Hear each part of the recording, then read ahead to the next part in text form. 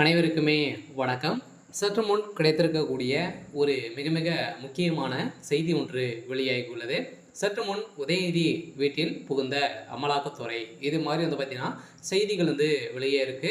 So அனைவருக்குமே தெரியும், உதயநிதி ஸ்டாலின் அவர்கள் பார்த்தீங்கன்னா ஏற்கனவே செந்தில் பாலாஜியுடைய வழக்கில் டாஸ்மாக் நிறுவனத்தில் நடந்த ரைடின் அடிப்படையில் சதுரடியாக உதயநிதியுடைய பேரும் அடிபட்டு இருந்தது இல்லையா. ஸோ இந்த 1000 கோடி பார்த்தீங்கன்னா எங்கே சென்றிருக்கு அப்படின்ற மாதிரி பார்த்தீங்கன்னா அமலாக்கத்துறை அதிரடியாக ரைடுகள் நடத்தியிருந்தாங்க. இந்த ரைடின் அடிப்படையில் 2வது முறையாக நடந்த ரைடின் அடிப்படையில் தான் ஸோ அவர்கள் கொடுத்த வாக்குமூலத்தின் அடிப்படையில் உதயநிதிக்கு தான் இந்த அமௌண்ட் அனைத்துமே சென்றிருக்கு. அதே மாதிரி பார்த்தீங்கன்னா உதயநிதி நயன்தாரா என்ற பேரில் பார்த்தீங்கன்னா ஒரு 1000 கோடிக்கு மேலே பார்த்தீங்கன்னா சொத்துக்கள் ரிஜிஸ்டர் பண்ணியிருக்காங்க. ஸோ இந்த நிலையில் தான் இப்போ அதிரடியாக உதயநிதியுடைய கதை ஒட்டுமொத்தமாக முடிஞ்சிருக்கு.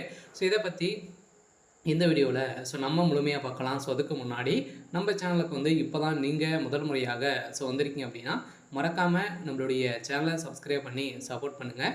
ஸோ வாங்க வீடியோக்குள்ளே போகலாம். ஸோ பார்த்தீங்கன்னா உதயநிதி ஸ்டாலின் அவர்கள் ஏற்கனவே அவர் துணை முதல்வர் ஆனதுலேருந்தே ஒரு மிகப்பெரிய பிரச்சனைகள் அவருடைய வாய்க்குழுப்பாலே பார்த்தீங்கன்னா ஸோ அவருடைய இமேஜை குறைக்கக்கூடிய அளவுக்கு தான் அவர் பேசி வர்றாரு.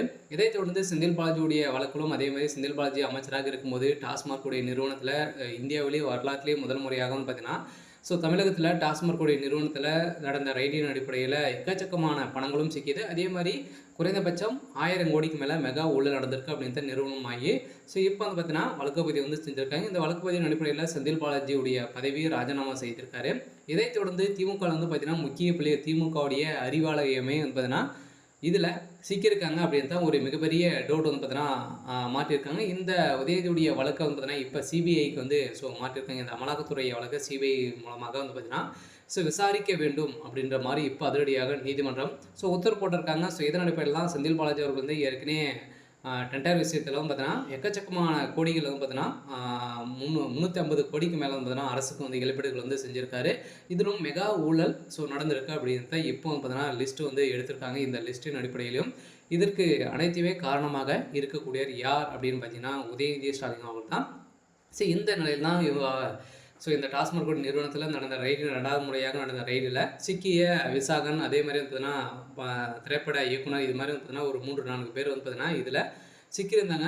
இவர்கள் அனைவருமே பார்த்தீங்கன்னா இப்போ அதிரடியாக விசாரணைக்கு உட்படுத்தியிருக்கக்கூடிய நிலையில் தான் அவர்கள் கொடுத்த வாக்குமூலத்தின் அடிப்படையில் இப்போ அதிரடியாக பார்த்தீங்கன்னா உதயநிதி வசமாக சிக்கிக் கொண்டார். அதெல்லாம் பார்த்தீங்கன்னா உதயநிதி வீட்டில் இன்று காலை பார்த்தீங்கன்னா அதிரடியாக அமலாக்கத்துறை ரைடிகள் நடத்திட்டு இருக்காங்க. இந்த ரைடின் அடிப்படையில் இப்போ ஒரு சில தகவலாக வெளியாகி வருது.